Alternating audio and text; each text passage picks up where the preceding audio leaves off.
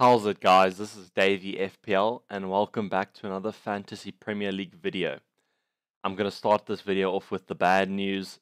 This current game week that just happened, game week 21, was an absolute shocker. Saw us basically triple our rank from about the 300 mark to the 900 mark. I don't really know what to say. I'm just boiling it down to a little bit of a bad captaincy choice.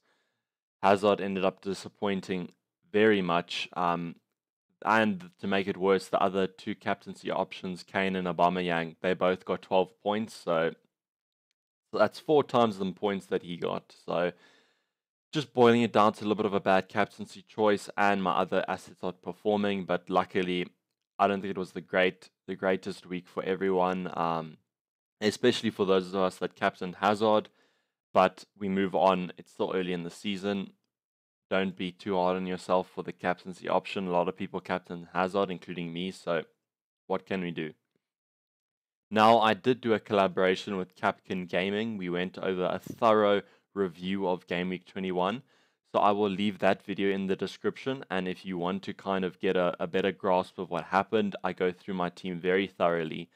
Right now, I'm just going to go through it a little bit quickly, and then we will move on to game week 22. I'm trying to move on quickly because I want to forget this game week and put it behind me.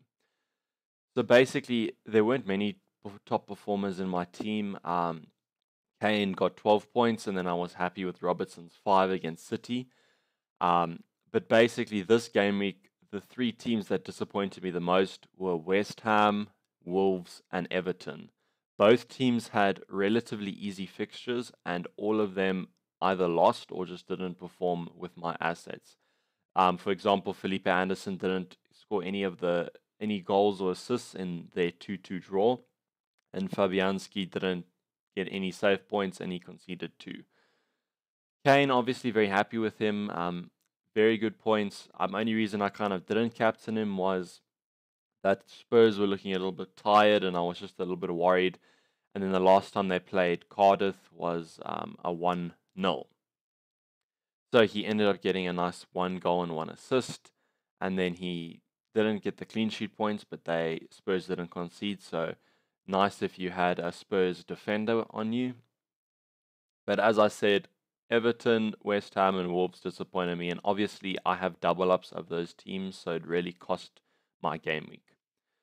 Wan-Bissaka on the bench with 6 points, and then Kamara on 5. Don't be too hard on yourself about Kamara. It was just last game week that Ranieri was saying that he wants to kill him, so I'm not really blaming myself for having him third on my bench. And then Wan-Bissaka looks like a great defensive asset. He actually rose in price last night again, so he is now 4.5 million, and I think a lot of us bought him for the 4 million that he started this season. So that's some nice profit we're getting there. So yeah, wrap up game week 21, 38 points. The average was 54, so obviously a big dip for me from about 300, and now I sit at 954 in the world. So let's get on to my team for this next current game week. Okay, so I'll talk about my transfer options in a little bit. Actually, I'll probably just go into them right now because then it kind of sets up the team quite nicely. So I have 2 free transfers for this game week. I probably won't end up using the both of them. I just have to see. The one thing I wanted to mention to you guys is the FA Cup fixtures have just finished. I'm recording this Tuesday morning, and they finished on Monday night. But then, literally, I have not seen anyone talk about this. The Carabao Cup semi-finals are happening tonight and tomorrow night. So the teams that are playing in that are Tottenham, Chelsea, and Man City. I don't know why no one's kind of mentioned these games. They've kind of gone a little bit under the radar, but I'll talk about them more when I talk about my captaincy options. But basically, I wouldn't make any transfers because I'd assume that you're bringing in the players from the top teams. I wouldn't bring in any of these players if they haven't played yet. A lot can happen. I mean, Chelsea are playing Spurs tonight. That's a massive fixture. I cannot see Kane and Hazard not starting. So imagine one of them were to get injured, or one of them were to score maybe a hat trick, then you look at them to the captaincy options. But then City play again on Wednesday as well. So they've had basically 3 games in a week. I was quite happy that Sane didn't play in the FA Cup because I thought maybe he would be an option to bring in. But now both him and Sterling got some minutes. I think Sterling got 60 and Sane got 40. So now you'd expect probably both of them to start in the Carling Cup. Carling Cup, Carabao Cup, I don't really know what it's called now. League Cup, one of those. I'm sorry if I don't know the name of it. I don't really focus on that competition, so I just know I'm talking about the same competition with that. But probably they're going to be playing a full strength lineup, and then they play like 3 days or 4 days later. So maybe City's a little bit better because they start on the Monday night, but Chelsea, I'm monitoring my assets with them. So the one option that I'm probably going to do is transferring out Fabianski for a better keeper. Not a better keeper per se, but a better one with fixtures. I just think that at home to Arsenal, they will concede. Away to Bournemouth, they will concede. And then I have my Bournemouth and my Wolves assets. So I'm hoping that they will concede. And then Liverpool, they probably will concede as well. So that's 4 games I'm not really comfortable playing him. And then I have Button here who has 2 bad fixtures. And then I could play him in these 3, but I'd rather just bring in a more reliable option and then kind of go for him. I saw Etheridge went up in price due to him having some nice fixtures, so I might look at bringing him in. And then the other option is doubling up on the Wolves defense, as they do have very nice fixtures after the Man City game. But then it kind of defeats the purpose of me bringing in a keeper now because they have Man City, and I'm not going to probably play them for that game, to be honest. So I will be looking at different keeper options. There's the Crystal Palace guy that's come in. I think it's Guetta, who's quite cheap, and then there's also Gunn. The only worries with those keepers for me is I don't know if they're going to be keeping their places. They seem to have featured in 1 or 2 games now in a row, and everyone thinks they nailed on. But I might look at those options if push comes to shove. So then the other option that I was looking at is bringing Trent Alexander-Arnold in. He is currently only 5.1 or 5.2, and I could bring him either for Digne or Doherty.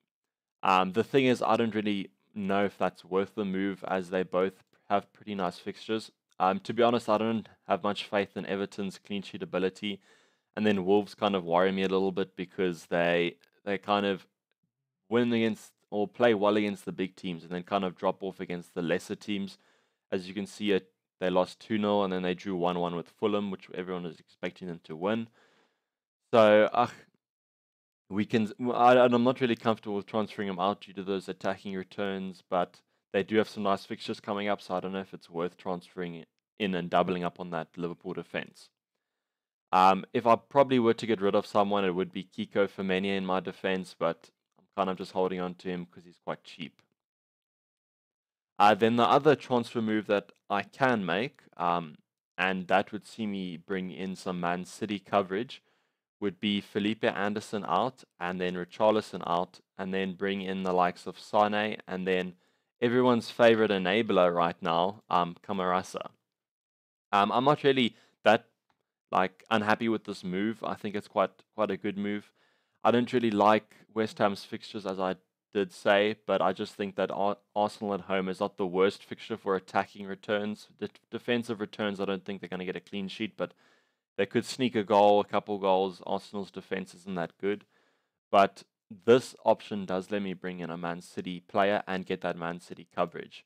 They do have quite a nice fixture against Wolves and then Huddersfield and Newcastle away. Newcastle away is not the best fixture, but Huddersfield away is not terrible. I think that's quite a good fixture.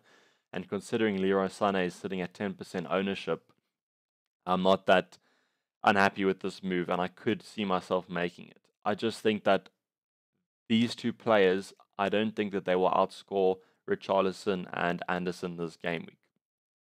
Maybe Sané will outscore one of them, but I don't know about Camarasa. Although his fixtures do look quite nice, so I might consider him. So let's just get the team back to normal. The other thing that a lot of people are kind of considering now is transferring out Kane. I don't really understand why. I think it might be because the fixtures are looking a little bit sketchy, but this run here is very good. I know he might not be getting the points that everyone's kind of thinking he will, but as a Spurs asset, I consider him pretty stable.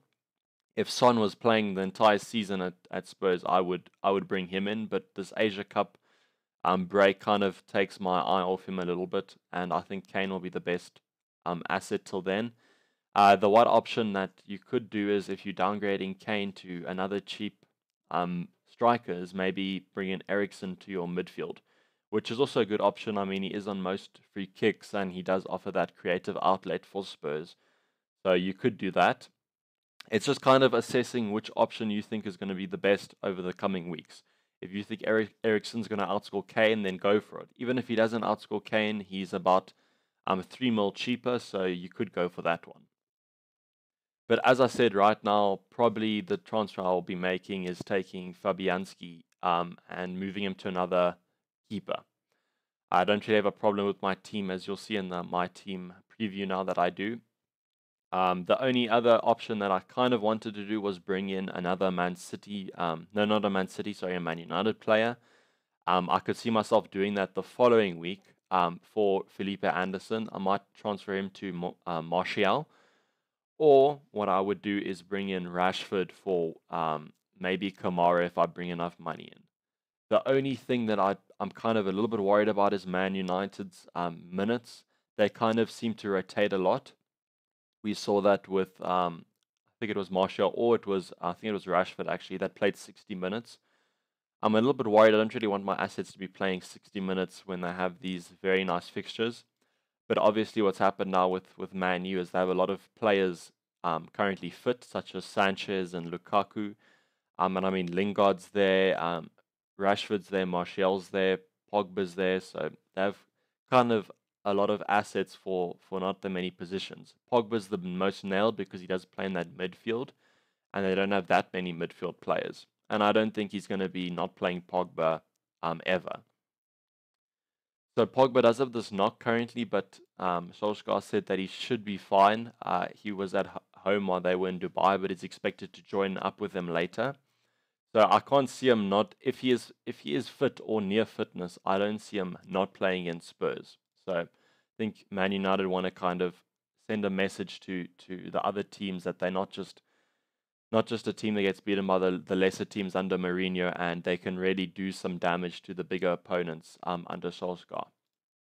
So if we go into my team and we talk a little bit about the team and then the captaincy options. Right now, this is my team. Currently, it's a 4-5-1. First time I'm playing it in this season of FPL. Quite excited about it, to be honest. As I said, I've got Fabianski against Arsenal at home. Not bad for save points, but I'm not really comfortable playing him. Only reason I'm playing him is that Button. I don't really feel that I want to play him against Liverpool, especially with Salah in my side. So then I have Wan-Bissaka against Watford, Robertson vs Brighton, Digne vs Bournemouth, and Kiko Femenia against Crystal Palace. Only bad thing is I have Wan-Bissaka playing Kiko Femenia, so basically hoping for a 0-0 there. Might get it, might not, we'll just see. Then I have Hazard vs Newcastle, Salah vs Brighton, Pogba vs Spurs, Richarlison vs Bournemouth, Felipe Anderson against Arsenal, and then Kane vs Man United. What I might do is I might move Jimenez on for Kiko Femenia. Just that the Wolves don't seem to do terribly against the top sides, and I think that they might get a goal. City haven't really kept a clean sheet in a while, so if there is a goal outlet, I do expect it to be through Jimenez, so I might play him just for that attacking threat.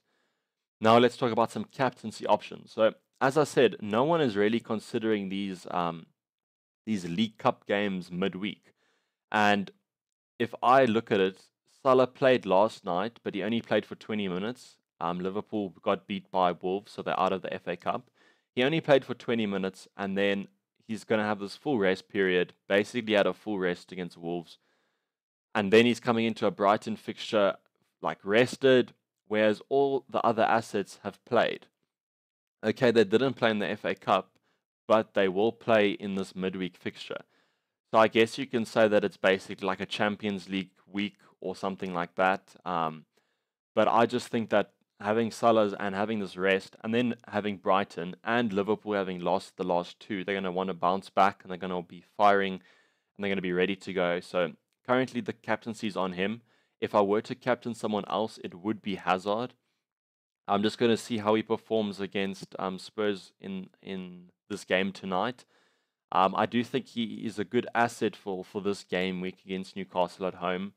Newcastle when they go away, they don't seem to be as strong as they are at their home. So I was just a little bit put off Hazard, obviously, after this past game week where he ended up not getting any returns against a Southampton team that they should be beating at home. So right now it's on Salah. I do also like the option of Kane. I do think that if Spurs do score, it probably will be through Kane, and I do believe Kane will get a goal or an assist or something. So he's probably almost the safe option this game week. And then I'm probably going to go for Salah, though. I like that he had a little bit of a break and should be ready to go and fire. As I said, please pay attention to the press conferences this week. There's a lot of games that have happened, a lot of injuries that could have happened in the FA Cup, but only have been brought up now. And then obviously these League Cup games that are happening. So please leave your comments down below. I might make a follow-up video to this, but I probably won't. I probably will just mention my thoughts on Twitter. So if you're not following me there, it's Davey FPL, just one word. Just search for me, and then also check out that video that me and Capkin did as the collaboration. So please like and subscribe if you have enjoyed this video and want more FPL content in the future. And otherwise, just to wrap it up, I'm currently sitting at the 954th point. I'm pretty happy with it. Top 1K. I spoke about it on the collaboration video, but I'm kind of aiming for a top 100 finish. And that should be achievable for me if I put my mind to it and I use my chips correctly and I get my captaincies nailed for the rest of the season. But otherwise, thanks again for the support, guys. We have reached 1.k subscribers and I'm nearly at 500 followers on Twitter. So you guys have been amazing with the support over the past month and I really appreciate it. So thanks, guys. And otherwise, this has been Davey FPL and I'm out. Cheers. Bye.